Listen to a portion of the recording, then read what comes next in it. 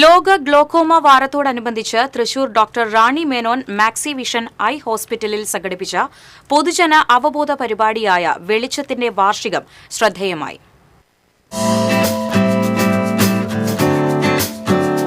Doctor Rani Menon Maxi vision I ഹോസ്പിറ്റലിന്റെ ജനകീയ പൊതുജന ഗ്ലോക്കോമ അവബോധ പരിപാടിയായ വെളിച്ചത്തിന്റെ 12ാമത് പതിപ്പ് ഡോക്ടർ അമ്പാടി രാമകൃഷ്ണൻ ഉദ്ഘാടനം ചെയ്തു.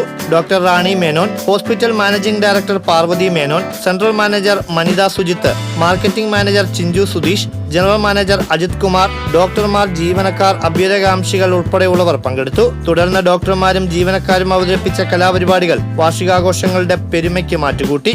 പതിവ് പരിശോധനകൾ പ്രോത്സാഹിപ്പിക്കുന്നതിനൊപ്പം ഗ്ലോക്കോമയെക്കുറിച്ചുള്ള അവബോധം വർദ്ധിപ്പിക്കുകയും സ്ഥിരമായ പരിശോധനയുടെ പ്രാധാന്യം പ്രചരിപ്പിക്കുകയും ചെയ്യുക എന്നതാണ് എല്ലാ വർഷവും സംഘടിപ്പിക്കുന്ന വെളിച്ചത്തിന്റെ ലക്ഷ്യം. പരിപാടിയുടെ ഭാഗമായി ആശുപത്രിയുടെ എല്ലാ ശാഖകളിലും സൗജന്യ ഗ്ലോക്കോമ പരിശോധനാ ക്യാമ്പുകളും തൃശൂരിൽ ബോധവൽക്കരണ റാലിയും അപകട സാധ്യതയുള്ളവരെ സ്ഥിരമായി കണ്ണുപരിശോധനയ്ക്ക് പ്രോത്സാഹിപ്പിക്കുന്നതിനായി ഡിജിറ്റൽ ബോധവൽക്കരണ പ്രവർത്തനങ്ങളും സംഘടിപ്പിച്ചു.